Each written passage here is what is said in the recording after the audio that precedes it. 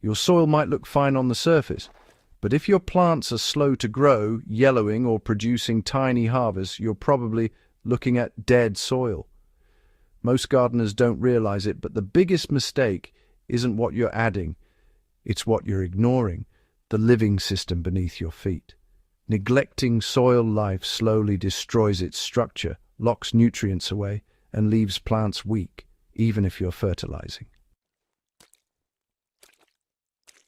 I've tested this across backyard gardens, raised beds, container setups, and even hybrid hydroponic systems.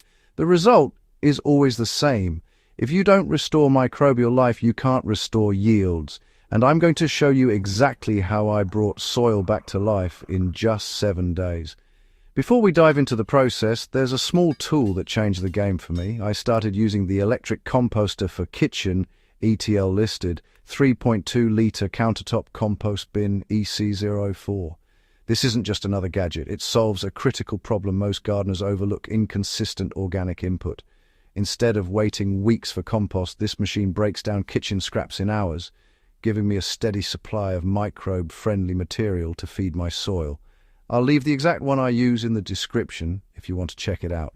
It's subtle, but having a continuous source of usable organic matter is the difference between temporary fixes and long-term soil revival. Almost everyone thinks adding fertilizer fixes everything. It doesn't. Fertilizers feed plants, but they do nothing for the microbial community that actually unlocks nutrients. You can dump nitrogen, phosphorus and potassium into soil, and your plants may green up for a week. But if the microbial network is dead, those nutrients can't reach the roots efficiently. In fact, over-relying on synthetic fertilizers accelerates soil degradation. Salt buildup, reduced microbial diversity, and compaction are all side effects. This is why soil often seems tired even when you're feeding it regularly. Day 1 is about waking up your soil. The first step isn't fertilizer, it's moisture and organic signaling. I start by deeply watering the soil so it's evenly moist down to 6 to 8 inches in raised beds, or until consistent drainage occurs in containers. This alone wakes up dormant microbes. Next, I add a light layer of organic matter, about 1 to 2 centimeters. This can be compost, shredded cardboard, or pre-processed scraps from the EC04 composter. Not thick enough to smother the soil, just enough to signal food is here. Finally, I aerate the top inch of soil. I'm not tilling, I'm creating pockets of oxygen. Roots and microbes both need oxygen. Skip this, and you risk anaerobic conditions that slow recovery. By the end of day 1, the soil is awake, active, and ready to process nutrients. Day 2 is about accelerating microbial activity. This is where the magic starts happening. Soil that was dormant yesterday now begins breaking down organic matter, releasing nutrients, and supporting root growth. The key on day 2 is consistency. Check the soil in the morning. If the top layer feels dry, lightly water. If it's still moist, leave it alone.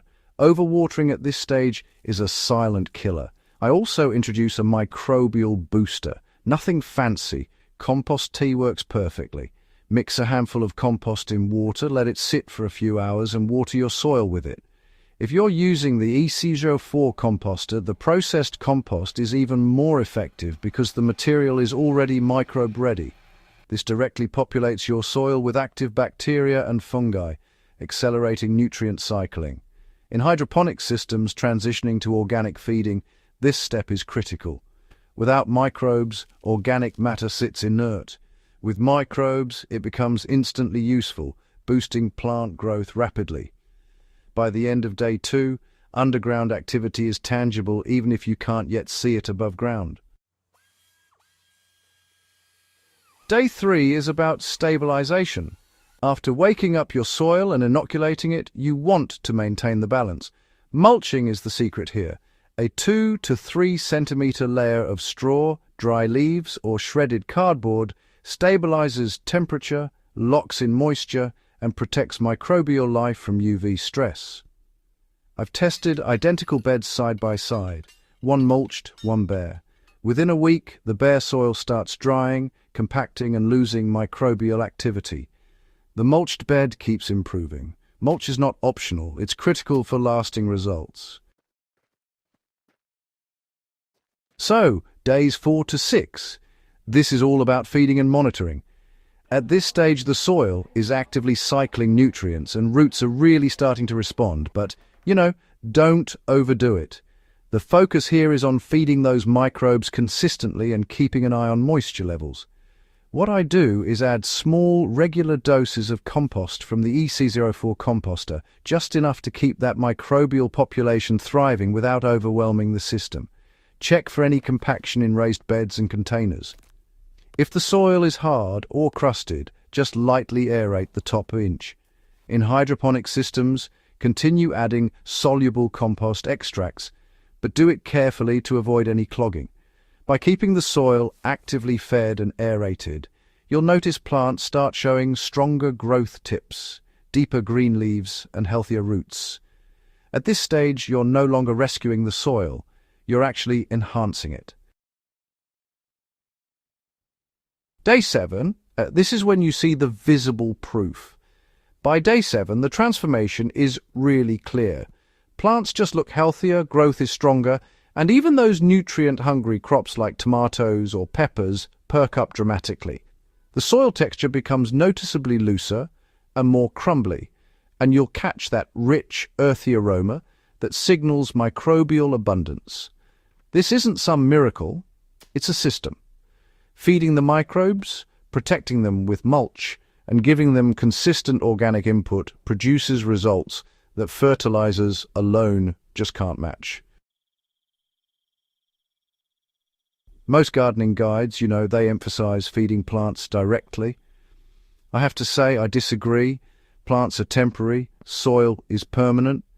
If you keep your soil alive, plants feed themselves more efficiently, resist stress better, and yield more consistently. Over-fertilizing just masks symptoms instead of actually solving the problem. Healthy soil builds strong roots, better water retention, and improved nutrient uptake, all things fertilizers simply can't replicate. That's why I rely on continuous compost input from tools like the EC04 composter. It keeps the soil from ever going dormant again. Give this 7-day revival a try, even if it's just in one bed or container, and track your results. Pay close attention to microbial activity, soil moisture, and plant vigor. Keep using consistent organic inputs, aerate lightly, and always maintain a protective mulch layer. Even if you don't see massive growth right away, the groundwork you've laid ensures that future plantings will thrive. This method isn't just about a quick recovery, it's about building living, resilient soil that delivers results year after year. Understanding soil biology is honestly the key to serious gardening. Tools, techniques, and fertilizers only work when you respect the living ecosystem beneath your plants. The EC04 composter is a small investment, but it makes a huge difference by supplying continuous, fast-processed compost. Consistency always beats shortcuts. If you found this useful, go ahead and hit subscribe. Share this video with gardeners who keep chasing symptoms instead of solving the real problem. And remember, once your soil comes back to life, everything else, growth, yield, resilience, just follows naturally. Healthy soil grows strong plants, and strong plants make successful gardens.